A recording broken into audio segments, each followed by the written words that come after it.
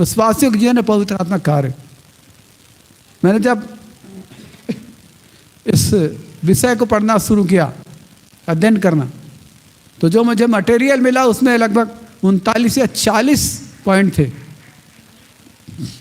मैंने और इसे मनन किया, मुझे 3 पॉइंट और मिले, 1 पॉइंट मिस हो गया, तो 44 हो जाएंगे। और अभी ये चलेगा, आमीन। अभी ये काफ़ी समय तक चलेगा, ताकि हम पवित्र आत्मा को, जो निरंतर सहायक हमारे साथ रहते हैं, उसे हम लोग जाने, आमीन। उस व्यक्ति को जो पवित्र आत्मा, जो हमारे सहायक हैं, माँ के समान हमारी देखभाल करते हैं, उसे जानना हमारे लिए सबसे ज़्यादा जरूरी है। क्योंकि दुखों के समय आंसू वही पोंछते हैं, जब मन उदास होता है वही बात करते हैं। जैसे एक माँ है, वो जब अगर बच्चा उदास है तो क्या करेगी? बच्चे के उठने का समय 7 बजे है, अगर 8 बजे तक सोता रहे तो माँ क्या करती है? हाँ, उठाती ना, पूछती ना, क्यों ऐसा है? हर चीज़ की खबर रखती है ना, हर चीज़ का ख्याल रखती है। वही पवित्र आत्मा करते हैं हमारे जीवन में। उन्हीं चीज़ों को बाइबल से हम देखने जा रहे हैं। हालेलुया। तो विश्वासिक जीवन में पवित्र आत्मा का सबसे पहली चीज़ है, वो नए जन्म का अनुभव देता है। पवित्र आत्मा हमें नया जन्म देता है। पवित्र आत्मा हमें नया जन्म देता है। हालेलुया। अब निकालेंगे इसे यूहन्ना उसके 3 अध्याय को, यूहन्ना रचित सुसमाचार का 3 अध्याय, उसके 3 पद को पढ़िए। स्टोरी को आप जानते हैं, यूहन्ना का 3 अध्याय 3 पद। हाँ, यीशु ने उसको उत्तर दिया, हाँ, मैं तो उससे सच सच कहता हूँ, यदि कोई नए सिरे से न जन्मे, तो परमेश्वर का राज्य देख नहीं सकता। इनका माइक को, आवाज को बढ़ाओ, तो इनकी माइक की आवाज बढ़ाओ। प्रभु ने कहा कि यदि कोई नए सिरे से ना जन्मे तो परमेश्वर का राज नहीं देख सकता। हालेलुया। आप देखते हैं परमेश्वर के राज को? आमीन। इसे समझेंगे जरूर। तो प्रभु ने बोला यदि कोई नए सिरे से न जन्मे परमेश्वर के राज को नहीं देख सकता। हालेलुया। और यहाँ पर बाइबल 2 जन्मों के बारे में बताती है। 2 जन्म के बारे में अगर 5 पद पढ़ेंगे, 6 पद पढ़ेंगे, वहाँ पर लिखा, 6 पद में लिखा है, जो कोई शरीर से जन्म है वो शरीर, लेकिन जो आत्मा से जन्म है वो आत्मा है। हालेलुया। जो शरीर से जन्म है वो शरीर ही लिखा है। 2 जन्म के बारे में लिखा है, एक शरीर का जन्म जो हमने पाया, दूसरा आत्मा का जन्म जो पवित्र आत्मा हमें देते हैं। हालेलुया। एक शरीर का जन्म, आमीन। इसे समझिए, तब आप सांसारिक लोगों में, शैतानिक लोगों में और आत्मिक लोगों में फर्क करना समझेंगे जब आप इस विषय को समझेंगे। कि बहुत सारे क्रिश्चियन दुनिया में हैं जिन्हें नॉमिनल क्रिश्चियन कहा जाता है, क्योंकि उन्हें यीशु मसीह से कोई मतलब, कभी भी परमेश्वर का ज्ञान उन पर, परमेश्वर की उपस्थिति उनके जीवन में प्रकट नहीं हो। वो चाहते नहीं, वो धार्मिक रीति से यीशु को जरूर मानते हैं, धार्मिक रीति से यीशु से जरूर प्रार्थना करते हैं। उनकी प्रार्थना आपको अच्छे शब्दों के कारण बहुत शालीन और प्रभावशाली लग सकती है, लेकिन उसमें सामर्थ्य नहीं है, क्योंकि उनकी आत्मा मरी हुई है, क्योंकि उन्होंने नया जन्म नहीं पाया। आदम के पाप के कारण जो मृत्यु आई आत्मा में, उस आत्मा की मृत्यु में अभी भी वो बंधे हुए हैं। लेकिन प्रभु का धन्यवाद, हम लोग जिंदा किए गए हैं, हमारी आत्मा को जिंदा किया गया है। हालेलुया। हमारी आत्मा को हमें नए सिरे से जन्म दिया गया है, और ये मस्त है हर व्यक्ति। यहाँ पर लिखा है 3 पद में आपने देखा कि क्या लिखा है? यीशु ने उससे कहा कि मैं तुझसे सच सच कहता हूँ, यदि कोई नए सिरे से ना जन्मे, यदि कोई, मैंने सबके लिए, यदि कोई नए सिरे से ना जन्मे तो वो परमेश्वर के राज को देख नहीं सकता लिखा। और 6 पद में बताया प्रभु ने, जो शरीर से जन्म है वो शरीर है, लेकिन जो आत्मा से जन्म है वो आत्मा है। अब एक अध्याय में आ जाए, 12 और 13 पद को पढ़ें। 12 पद में जन्म कैसे होता है। परंतु जितनों ने उसे ग्रहण किया, जितनों ने उसे ग्रहण किया, उसने उन्हें परमेश्वर की संतान होने का अधिकार दिया। परमेश्वर की संतान होने का अधिकार दिया। अर्थात उन्हें जो उनके नाम पर विश्वास करते हैं, वे न तो लहू से, न शरीर की इच्छा से, न मनुष्य की इच्छा से, परंतु परमेश्वर से उत्पन्न हुए। परंतु हालेलुया, हालेलुया, यहाँ पे लिखा है बे न तो शरीर की इच्छा से, न मनुष्य की इच्छा से, न लहू से, लेकिन वो परमेश्वर से। कौन? जिन्होंने यीशु को अपने उद्धार करते अपने ग्रहण किया है। आमीन। जिन्होंने यीशु को अपने उद्धार करते अपने ग्रहण। हाँ, लोग जब उनकी आत्मा जान लेती है यीशु को, हर व्यक्ति किसी न किसी जरूरत में है, जरूरत में होकर यीशु के पास आता है। और यीशु के पास जब आता है, यीशु जब उसके लिए आश्चर्य कर्म करते हैं, उनकी आत्मा इस बात को जान लेती है कि यीशु मसीह सच्चा प्रभु है। फिर आप उसे गाइड करते हैं, और गाइड करके बाइबल के वचनों से उसे बताते हैं, समझाते हैं कि यीशु मसीह ही परमेश्वर है, यीशु मसीह उद्धार करता है, इसके बगैर उद्धार नहीं है। इसने हमारे पापों की क्षमा के लिए क्रूस पर अपना प्राण दिया है। और एक व्यक्ति जब इसे समझता है, अपना सरेंडर यीशु के सामने करता है, अपने आप को झुकाता है, यीशु को ग्रहण करता है, पापों की क्षमा मांगता है, यीशु को ग्रहण करता है, वायदा करता है, वाचा बांधता है कि यीशु के साथ चलेगा, बपतिस्मा लेता है, पवित्र आत्मा से भरता है और कलीसिया की संगति में रहता है। हालेलुया। ऐसा करके एक व्यक्ति जो है वो नया जन्म पाता है। आमीन। तो वो आत्मा से जन्म हुए लिखे। तो पवित्र आत्मा क्या देते हैं? वो नया जन्म देते हैं एक विश्वासी को। मेरा फोकस किस बात में कि पवित्र आत्मा एक विश्वासी के जीवन में किस तरह से काम करते हैं। विश्वासी के जीवन में पवित्र आत्मा किस तरह से काम करते। तो सबसे पहले काम को हमने देखा कि पवित्र आत्मा हमें नया जन्म से क्या मिलता है। अगले पद को अगर पढ़ेंगे जाओ, क्या लिखा है अगला पद? और वचन देहधारी हुआ और अनुग्रह और सच्चाई से परिपूर्ण होकर हमारे बीच में डेरा किया। और हमने उसकी ऐसी महिमा देखी जैसे पिता के एकलौते की महिमा। अगला पद? यूहन्ना ने उसके विषय में गवाही दी, 16 पद। क्योंकि उसकी परिपूर्णता में से हम सब ने प्राप्त किया, अर्थात अनुग्रह पर अनुग्रह। आमीन। हालेलुया। हमने क्या प्राप्त किया? अनुग्रह पर अनुग्रह। हाँ, अनुग्रह पर अनुग्रह। ये हमें यीशु मसीह में मिला है। आज सुबह हम इसी विषय पर थोड़ी चर्चा कर रहे थे, इब्राहिम की ज़िंदगी को लेकर। तो अनुग्रह पर अनुग्रह हमें दिया गया है।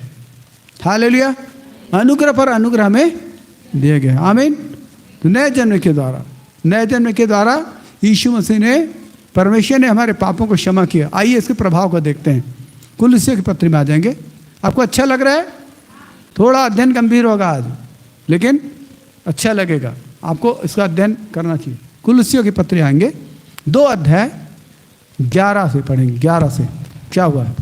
उसी में तुम्हारा ऐसा खतना हुआ, उसी में तुम्हारा ऐसा खतना हुआ जो हाथ से नहीं होता, अर्थात मसीह का खतना, जिसे शारीरिक देह उतार दी जाती है। उतार दी जाती है। मन का खतना होता है, शारीरिक देह उतार दी जाती है। और उसी के साथ बपतिस्मा में गाड़े गए। बाइबल कह रही कि उसी के साथ बपतिस्मा में गाड़े गए। और उसी में परमेश्वर की सामर्थ पर विश्वास करके जिसने उसको मरे हुए में से जिलाया, उसके साथ जी भी उठे। उसके साथ हम लोग जी भी उठे। मर भी गए हम लोग यीशु के साथ क्रूस पर मर भी गए हैं और गाड़े भी गए हैं और मुर्दों में से जी उठे। हाँ, हालेलुया। बपतिस्मा में गाड़े गए और फिर जब मन फिर आते हैं हम मारे जाते हैं। समझिए इसको। जब मन फिर आते हैं, जब हम यीशु को ग्रहण करते हैं, मन फिर आते हैं तो हम मारे जाते हैं, बपतिस्मा में गाड़े जाते हैं। और पानी से जब बाहर निकलते, इसका मतलब है हम जी भी उठे हैं। आमीन। आदम में हम मर गए थे, आदम में हम पापों में मर गए थे। यीशु मसीह की मौत इसलिए हुई कि आदम के पापों का दंड उठाया जाए, आदम ने जो पाप किया उसका कर्ज चुकाया जाए, इसके लिए यीशु मसीह मरे।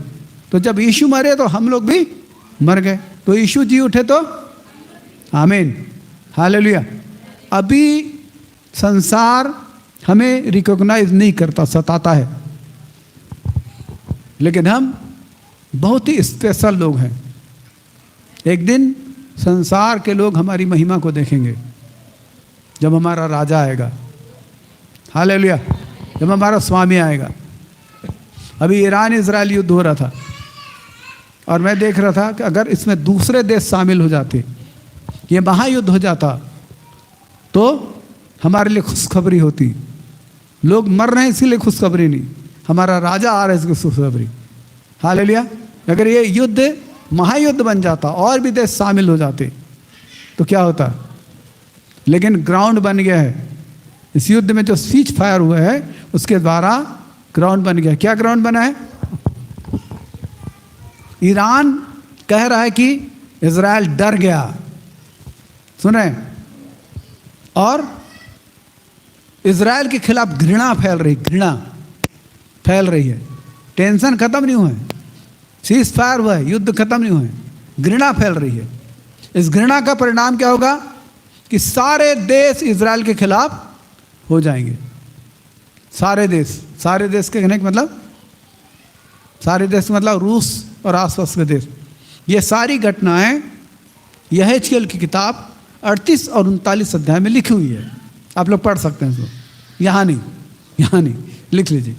मैं जिस युद्ध का जिक्र कर रहा हूँ, जो होने वाला है, जिस युद्ध के बाद यीशु मसीह आ जाएंगे आकाश के बादल पर, उस युद्ध के बारे में यहेजकेल की किताब का 38वां और 39वां अध्याय लिखा है।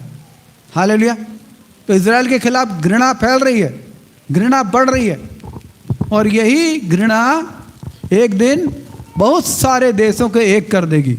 वो इजराइल के खिलाफ युद्ध करने के लिए आगे बढ़ेंगे। तब इजराइल के जो मित्र राष्ट्र हैं उन्हें मित्र राष्ट्र बोला जाता है। वो अमेरिका, फ्रांस, इंग्लैंड, जर्मनी, ये लोग, खासकर 5 कंट्री हैं विशेष करके, ये लोग एक साथ आगे बढ़ेंगे इजराइल की सुरक्षा के लिए। ये आगे बढ़ेंगे। ये सबका वर्णन लिखा है 38-39 अध्याय में। आज से बिल्कुल 2000 साल पहले इसके बारे में लिखा है यहेजकेल 38 और 39 अध्याय में। इस युद्ध के बारे में बहुत विस्तार से लिखा है। आप लोग पढ़ेंगे तो आपको बहुत कहना चाहिए अच्छा लगेगा उस युद्ध के बारे में। वो युद्ध के बारे में लिखा है जो होगा। मैं उसी युद्ध की प्रतीक्षा कर रहा हूँ कि वो युद्ध होगा और तुरही बजेगी। हालेलुया। मुर्दे अविनाशी दशा में जी उठेंगे। आमीन।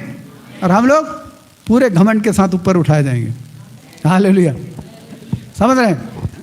ये होने जा रहा है। आमीन। तो पवित्र आत्मा क्या करते हैं? वो नया जन्म देते हैं। आमीन। हालेलुया। पवित्र आत्मा नया जन्म देते हैं। और अब तो प्रभु के आने का समय नजदीक हो रहा है। हालेलुया। दूसरी चीज,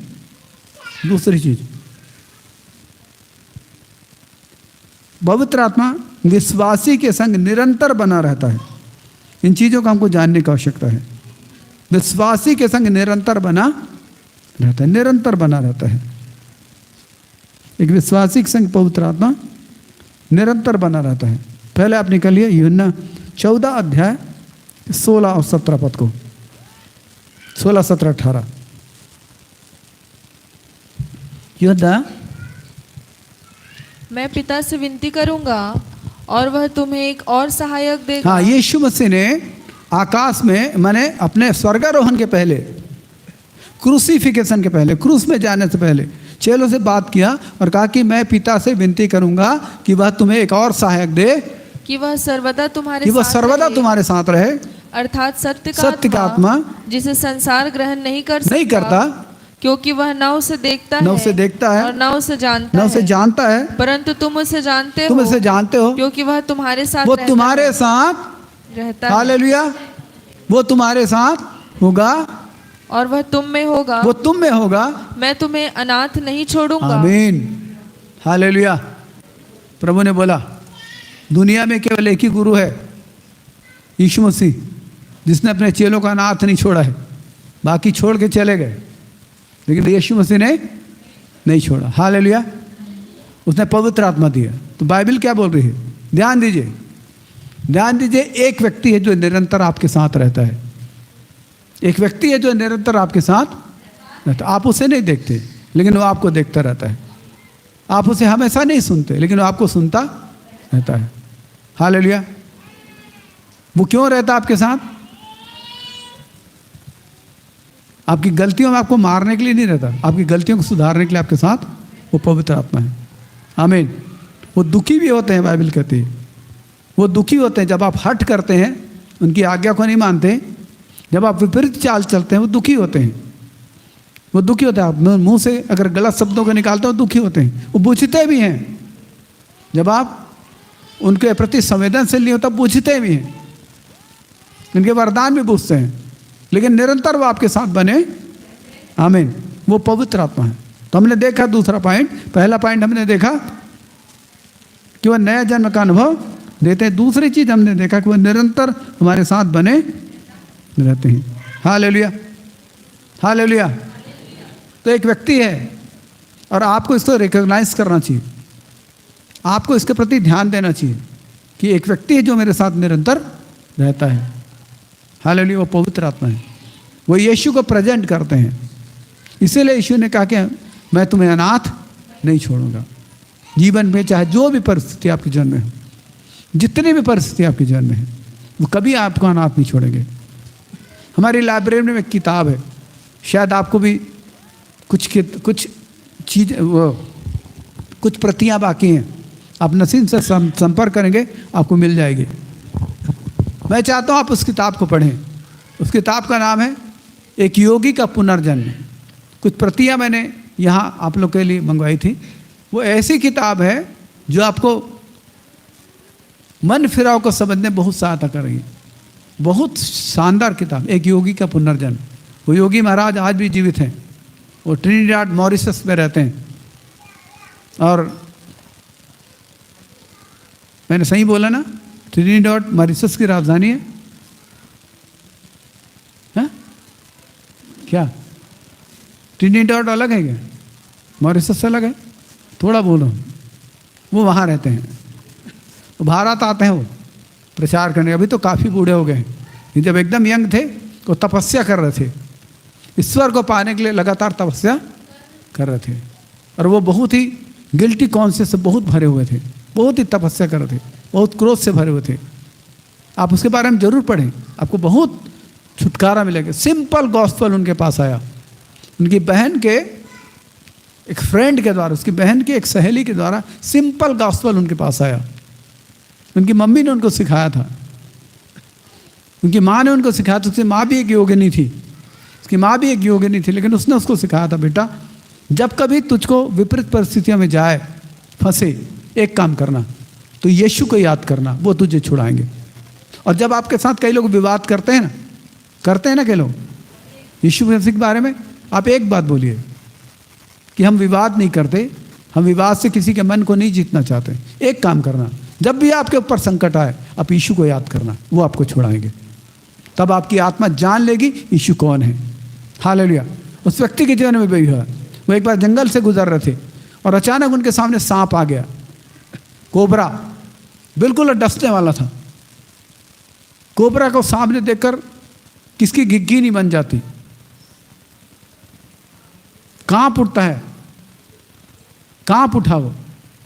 और अचानक उसकी याद आ गया माँ की बात, उसने बोला यीशु मेरी सहायता करें। और इतना कहते ही क्या हुआ, सांप ऐसा पलट के भागा। वो बताते हैं कि मैंने कभी भी सांप को ऐसा पलट के भागते नहीं देखा। कैसा सांप भाग ही नहीं सकता, ऐसा लगा किसी ने उनको उठा के हटा दिया। बाद में उनको बताया गया ये स्वर्गदूत था। आपने यीशु को पुकारा, प्रभु की सहायता तुरंत आपके पास आ गई, प्रभु की सहायता तुरंत आपके पास आ गई। हालेलुया। यही होता है। कई लोग होते हैं जो विरोध करते हैं, उनको यही बोल दीजिए, यही बोल दिए, आपकी बहुत बड़ी गवाही है। आप उनको बोलिए कि जब भी आपके जन संकट आए, यीशु को पुकारना, वो आपकी मदद करेंगे। हालेलुया। वो ज़रूर मदद करते हैं, वो धोखा नहीं देते, बिल्कुल मदद करते हैं। आमीन। बिल्कुल मदद करते हैं, मदद करके, क्योंकि उनका काम यही है। वो नहीं चाहते कोई जन नाश हो, वो चाहते हैं सबको उद्धार मिले, सब यीशु मसीह को जान ले, सब इस उद्धार की कथा को जान ले, सबके जीवन में परमेश्वर आ जाए। ये यीशु चाहते हैं, ये परमेश्वर चाहते हैं। आमीन।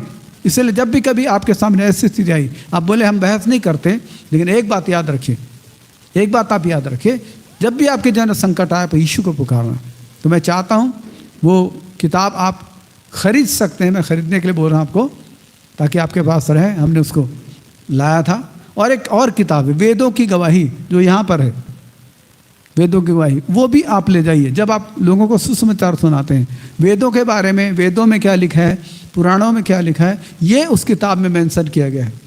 मेंशन किया गया बहुत से सरल शब्दों में। एक ब्राह्मण व्यक्ति जो कन्वर्ट हुए थे, ब्राह्मण व्यक्ति जो यीशु को पाया, उन्होंने उसको लिखा है। तो आपको भी उस किताब को अपने घर में तो एक रखना चाहिए। मैंने बीते महीने हम लोग रायपुर गए थे तो 10 प्रतियाँ ही लेके आए थे। तो यदि आप रुचि लेंगे हम ज़्यादा प्रतियाँ लाएंगे, तो आप ज़रूर उसको खरीदिए। इनके द्वारा आपको बड़ी आशीष परमेश्वर देंगे।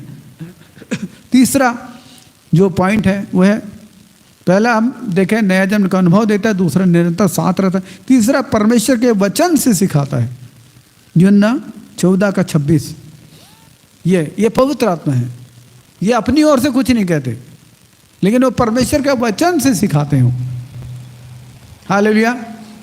यूहन्ना 14:26, परंतु सहायक अर्थात पवित्र आत्मा जिसे पिता मेरे नाम से भेजेगा, वह तुम्हें सब बातें सिखाएगा। वो तुम्हें सब बातें सिखाएगा, और जो कुछ मैंने तुमसे कहा है वह सब तुम्हें स्मरण कराएगा। हाँ, वो ये बातें, सब बातें सिखाएगा। स्मरण कराएगा को मैंने अलग पॉइंट बना दिया है। तो सब बातें क्या करेगा?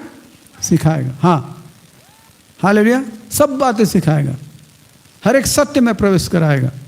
सब बातें माने ऑल मीन ऑल, सब माने सब, ऑल इन ऑल, सब माने सब, सब। आमीन। आप पूछते हैं पवित्र आत्मा से, प्रभु से? नहीं पूछते? पूछा करो, ये क्यों है, ऐसा क्यों है, मैं विश्वास क्यों नहीं कर पा रहा हूँ, मेरे साथ आश्चर्यकर्म क्यों नहीं हो रहा है? पूछा करें ना, मैं ऐसा क्यों हूँ, मैं वैसा क्यों हूँ। हाँ, पूछा करें परमेश्वर से। हालेलुया। पवित्र आत्मा को संतुष्ट करेंगे कि नहीं? करने वाले हैं। आपने पूछा नहीं इसलिए जाना नहीं, आप पूछेंगे तो जानेंगे, आप समझेंगे, फिर सच को समझेंगे, आप बुद्धिमान बन जाएंगे, आप दूसरों का अगुवाई करेंगे, दूसरों की नज़रों आप बुद्धिमान बन जाएंगे। इसलिए पूछा करें, पूछा करें, निरंतर पूछा करें। जब तक उत्तर ना आए तब तक पूछा करें। पूछें और बार बार वचनों में ढूंढें, आपको उत्तर मिल जाएगा, सॉलिड उत्तर मिलेगा। हालेलुया। आपका हृदय शांत होगा, आप दूसरों को भी अगुवाई कर सकते हैं, आपका विश्वास मजबूत होगा, दूसरों का अगुवाई करें। इसलिए पूछा करें। हालेलुया। तो ये क्या करते हैं पवित्र आत्मा? ये वचन, ये अदृश्य सहायक है, आपके जीवन में अदृश्य रीति से रहते हैं। इसीलिए आपको वचन का फेस करने बोला जाता है, वचन पढ़ने बोला जाता है, वचन का सामना करने बोला जाता है। क्योंकि जब आप वचन का सामना करते हैं तो क्या होता है? पवित्र आत्मा सक्रिय हो जाते हैं। आमीन। जैसे एक माँ अपने बच्चों को पढ़ना सिखाती है तो क्या करती है? क्या करती है? किताब उसके सामने खोलती है, खोल कर उसको क्या करती है? समझाती है। ये अनार के आ है, ये आम के आ है। हालेलुया। ये इमली के ई है, ये ईख के ई है, ये उल्लू के ऊ है, ये ऊन के ऊ है। आमीन। हालेलुया। पवित्र आत्मा भी ऐसा करते हैं। जब आप बाइबल खोलते हैं तो समझ रहे हैं, जब आप बाइबल खोलते हैं, वचनों का सामना करते हैं, तो आपका जो अति प्रिय अदृश्य सहायक है वो आपकी सहायता करने, आमीन, हालेलुया, वो सिखाने लग जाते हैं वचन से, वो सिखाने लग जाते हैं, आपसे बातचीत करने लग जाते हैं, सिखाने लग जाते हैं आपके वचन से सिखाने लग जाते हैं। इसलिए आमीन, इसलिए बाइबल का सामना किया करें, वचन का सामना किया करें। हालेलुया। वचन का सामना किया, आप पाएंगे अपने जीवन में, आप बहुत विस्तार को पाएंगे। बहुत लोग के जीवन को मैंने देखा, अभी बीते सप्ताह कम से कम 2 से 3 लोग मेरे साथ मिले। उनके जीवन में मैंने देखा, उनके जीवन में एक उनके अंदर सपने हैं, वो बढ़ना चाहते हैं, उनके अंदर टैलेंट भी है लेकिन नहीं बढ़ पाते। क्यों? क्योंकि अंधकार की शक्तियां जो अनजानी रीति से उनको दबा कर रखी है, अंधकार की ताकतें अनजानी रीति से दबा के रखी। एक व्यक्ति उड़ीसा से आया था, भवानीपटना से, उससे मुलाकात हो गई बीते मंगलवार को। उसका नाम कई बार मेरी जुबान में आ रहा था। फिर मैंने उनसे पूछा कि आपका नाम ये है? बोला हाँ, ये मेरा नाम है। तब परमेश्वर का आत्मा काम करना शुरू कर दिया। हालेलुया। जैसे ही आप किसी व्यक्ति से बात करते हैं सुसमाचार सुनाने के उद्देश्य से, वैसे ही पवित्र आत्मा काम करना शुरू, याद रखें, वैसे ही आपके भीतर जो वरदान है वो वरदान सक्रिय हो जाते हैं। वैसे ही होता यह है कि वचन आपको स्मरण, पवित्र आत्मा आपको वचन स्मरण दिलाने लग जाते हैं। पवित्र आत्मा को कई घटनाओं को स्मरण दिलाने लग जाते हैं। पवित्र आत्मा को स्मरण दिलाने लग जाते हैं। हालेलुया। आपको खुद आश्चर्य होता है, कई लोगों ने बोला खुद आश्चर्य होता है, इतने सारे वचन कहाँ से आ गए, ये घटना कैसे याद आ गई, वो कैसे याद आ गया। होता है कि नहीं? हालेलुया।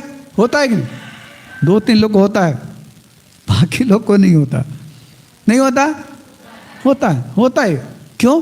पवित्र आत्मा बहुत ही स्वाभाविक रीति से आपके जीवन में काम करते हैं, एकदम इजी वे में काम करते हैं। हालेलुया। जैसे श्वास है ना, आपकी श्वास अंदर बाहर जा रही, आप ध्यान देते हो क्या? नहीं देते ध्यान, है ना, वो अपना काम कर रही। वैसे ही पवित्र आत्मा भी काम करते हैं। हालेलुया। वचन से समझाते हैं। अगला पॉइंट आप लिख सकते हैं कि हमको वचन, हमने वचन से जो कुछ सीखा है उसे स्मरण दिलाते हैं। वही है यूहन्ना 14:26, सेम पद है। जो कुछ हमने सीखा है उसे स्मरण दिलाते हैं। इसे तोड़ तोड़ के पेश किया गया है ताकि हम लोग इसे बारीकी से समझें। इसके पहले पद में हमने वचन से सिखाते हैं, परमेश्वर के वचन से सिखाते हैं। और अब देख रहे हैं पवित्र आत्मा, हमने वचन से जो कुछ सीखा है उसे स्मरण दिलाते हैं। ये होता है। हालेलुया। होता है। जैसे ही आप सेवकाई के लिए खड़े होते हैं, वरदान सक्रिय, जैसे ही आप प्रभु के चरणों में जाते हैं, पवित्र आत्मा सक्रिय हो जाते हैं। हालेलुया। पवित्र आत्मा सक्रिय हो जाता है। आपके मन में संघर्ष हो सकता है, लेकिन पवित्र आत्मा उसी स्थान में मौजूद होते हैं। याद रखिए, पवित्र आत्मा जो आपके साथ निरंतर रहते हैं ना, पवित्र आत्मा निरंतर रहते हैं। आपके मन में गड़बड़ी हो सकती है, वहाँ रुकावट हो सकती है, परिस्थितियों के कारण, चिंताओं के कारण, अज्ञानता के कारण हो सकती है, लेकिन पवित्र आत्मा उस वक्त भी आपके साथ रहते हैं, उस वक्त भी आपके सामने रहते हैं। और जैसे आप अपने आप को प्रिपेयर करते हैं उसकी उपस्थिति में आने के लिए, अपने मन को सुधारते हैं, वचन के अनुसार आप आराधना करते, अपने मन को तैयार करते हैं, वो आपकी सहायता करते हैं। हालेलुया। क्योंकि पवित्र आत्मा खुद चाहते हैं कि आप उनकी संगति में रहें। ये उनके खुद की लालसा है कि आप उनके साथ संगति में रहें। आमीन। अगला पॉइंट,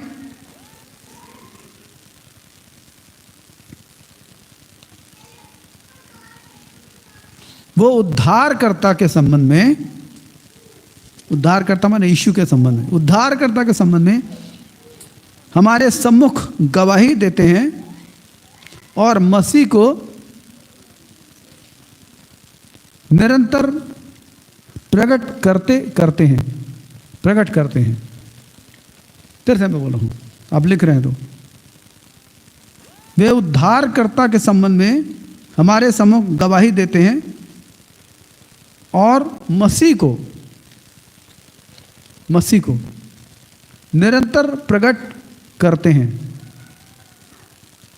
यूहन्ना 15:26, 14:26 के बाद 15:26, 15:26।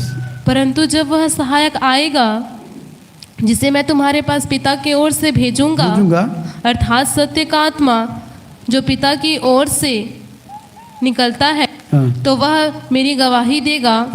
और तुम भी मेरे गवाह हो, क्योंकि तुम आरंभ से मेरे साथ रहे हो। क्या करेगा वो गवाही देगा। वो गवाही वो यीशु को प्रकट करेगा। हालेलुया। उसकी सामर्थ को प्रकट करेगा, गवाही देगा। आगे बढ़ेंगे। कितने पॉइंट हो गए? हाँ, समय, चलिए। वह समस्त सत्य को, वह समस्त सत्य से, वह सत्य से लिखो, सत्य से विश्वासी का मार्गदर्शन करता है। वह सत्य से विश्वासी का मार्गदर्शन करता है और भूल का इलाज करता है। भूल, वह सत्य से विश्वासी का मार्गदर्शन करता है और भूल का इलाज करता है। यूहन्ना 16:13। परंतु वह, जब वह अर्थात सत्य का आत्मा आएगा, तो तुम्हें सब सत्य का मार्ग बताएगा, क्योंकि वह अपनी ओर से न कहेगा, अपनी ओर से नहीं कहेगा, परंतु जो कुछ सुनेगा वही कहेगा। यहाँ पर लिखा सब सत्य का मार्ग, हर एक सत्य में प्रवेश कराएगा, सब सत्य का मार्ग दिखाएगा। Hallelujah, hallelujah. समझे आप इसको?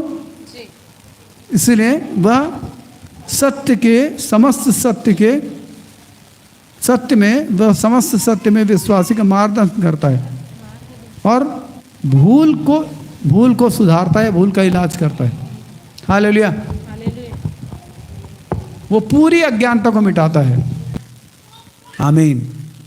समझ रहे मेरी बात को? वो पूरी अज्ञानता को, इतने करीबी से पवित्र आत्मा काम करते हैं। पवित्र आत्मा माँ के समान है। पवित्र आत्मा ओरिजिनली शिक्षक हैं। पवित्र आत्मा ओरिजिनल सिखाने वाले शिक्षक हैं। Hallelujah, hallelujah. वो शिक्षक हैं। आमीन। बाकी हम लोग अगले सप्ताह फिर देखेंगे। आमीन। ठीक लग रहा है आपको? प्रार्थना करेंगे ताकि मैं इसको सरल ढंग से आपके सामने प्रस्तुत कर सकूं। लेकिन हम यहाँ पर देख रहे हैं उस अदृश्य सहायक के बारे में जो सर्वशक्तिमान है। वो परमेश्वर का तीसरा व्यक्ति है, बिल्कुल परमेश्वर के समान वो परमेश्वर है। परमेश्वर ही है परमेश्वर का तीसरा व्यक्ति। वो पवित्र आत्मा है। वो पवित्र आत्मा निरंतर हमारे जीवन में निवास करता है, निरंतर हमारे जीवन में रहता है। हालेलुया। निरंतर हमारे जीवन में रहता है, हमारी सहायता करता है, हमारी देख रेख करता है, हर बातों में हमें संभालता है, सिखाता है, समझाता है, मसीह को हमारे सामने प्रस्तुत करता है। आइए हम प्रार्थना में जाएं। थोड़ी देर हम प्रभु का धन्यवाद करें। जो पॉइंट्स आपने लिखे उस पॉइंट को लेकर आप प्रभु को धन्यवाद करें, उसे खोलकर आप पढ़ें, उसे धन्यवाद करें। हम YouTube को बंद करने जा रहे हैं और कुछ नाम मुझको दिया जा रहा है। उत्तम करके एक नाम बोला जा रहा है, उत्तम एक नाम बोला जा रहा है। प्रवीण करके एक नाम बोला जा रहा है, प्रवीण करके एक नाम बोला जा रहा है। चंपा करके एक नाम बोला जा रहा है, नीलम करके एक नाम बोला जा रहा है। और मैं देख रहा हूँ एक छल की आत्मा है, वो किसी के ज़िंदगी में काम कर रही है, बड़ा छल की आत्मा। लेकिन यीशु के नाम से छल के स्पिरिट को हम रिजेक्ट करते हैं। जिस किसी के भी यस एक जवान लड़की है, मैं इस वक्त देख रहा हूँ, और उसके साथ छल हो रहा है और उसके जीवन में एक काम हो रहा है कि उस संसार की ओर उसकी निगाहों को लगाया जा रहा है। यस, उसके आसपास के जो लोग हैं वो लोग उसको संसार की ओर निगाह को लगा रहे हैं, उसके साथ छल हो रहा है। हम यीशु के नाम से तो बच्ची के लिए प्रार्थना करते हैं। प्रभु जी छल के स्पिरिट को बांधते हैं, जीवन से खदेड़ते हैं, दूर हो जाए। पिता वो बच्ची के लिए प्रार्थना करते हैं, उसे आशीष देते हैं। पिता जी वो खुदा आसमानी आपके चरणों में आए और जीवन पाए। खुदा आप उस पर दया करें, छल से बचकर सच्चाई के जीवन को प्राप्त करें। यीशु के नाम में आमीन।